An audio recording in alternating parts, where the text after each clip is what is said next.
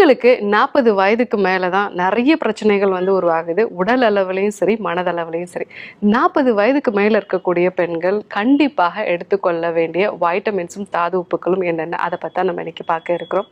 So ஒரு 40 வயது ஆயிடுச்சு அப்படின்னாலே வந்து மூட்டு வலி வந்து வர்றது, இடுப்பு வலி, கழுத்து வலி மாதிரியான பிரச்சனைகள் வந்து தொடங்குறது, தோல்ல வந்து சுருக்கங்கள் வந்து உண்டாகிறது, மூட் ஸ்விங்ஸ் நெறைய இருக்கும். சின்ன சின்ன விஷயத்துக்கு கூட வந்து பதட்டப்படுறது, அடிக்கடி வந்து கோபப்படுறது, இல்லைன்னா வந்து அழுகை மாதிரியான சில விஷயங்கள். இது மாதிரி அவங்களுக்கு மனதளவிலும் நிறைய பாதிப்புகளை வந்து பார்க்க முடியும்.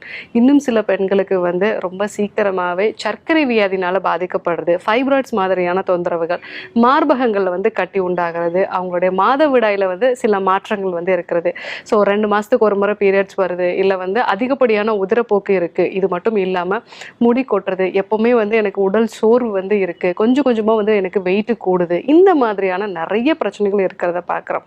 ஸோ அவங்களுடைய உணவுலையும் சரி, அவங்களுடைய வாழ்வியல் முறைகளையும் செய்யக்கூடிய தவறுகளால் தான் 40 வயதுக்கு மேலே இந்த மாதிரியான பிரச்சனைகள் உருவாகுது.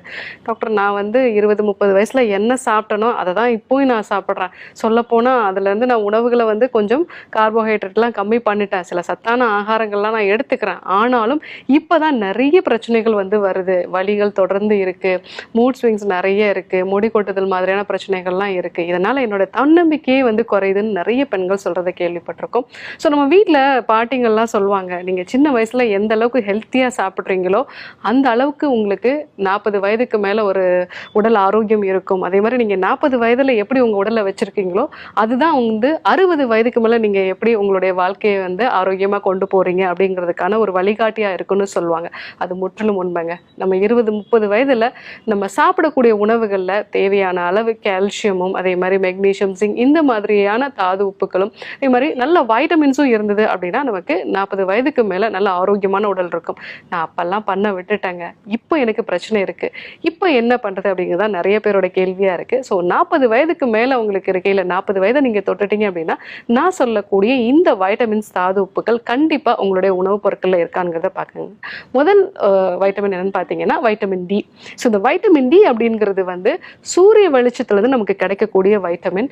ஸோ நிறைய பெண்கள் இன்றைக்கு வீட்டுக்குள்ளேயே இருக்கிறதுனாலையும், நிறைய நம்ம ஃபோன், டிவி இந்த மாதிரியான ஸ்க்ரீன் எக்ஸ்போஷர் இருக்கிறதுனாலையும் நம்மளோட வைட்டமின் டியோட அளவு வந்து குறையுது.